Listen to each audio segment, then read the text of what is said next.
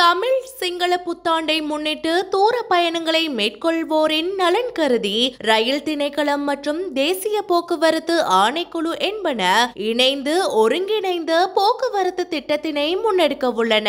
போக்குவரத்து மற்றும் நெடுஞ்சாலைகள் அமைச்சின் அறிவுறுத்தலின்படி இந்த ஒருங்கிணைந்த போக்குவரத்து திட்டம் நாளை முதல் 21ஆம் திகதி வரை ஒருங்கிணைந்த போக்குவரத்து சேவையை முன்னெடுக்க உள்ளதாக தேசிய போக்குவரத்து ஆணைக்குழு தெரிவித்துள்ளது.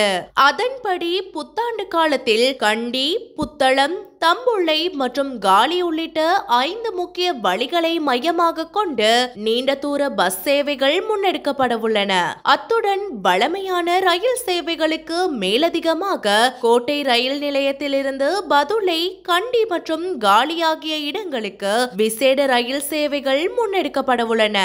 குறித்த காலப்பகுதியில் கொழும்பு மற்றும் அதனை அண்மித்த நகரங்களில் இருந்து சுமார் 8 லட்சம் பயணிகள் தங்கள் சொந்த ஊர்களுக்கு பயணிப்பார்கள் என எதிர்பார்க்கப்படுவதாக தேசிய போக்குவரத்து ஆணைக்குழு தெரிவித்துள்ளது.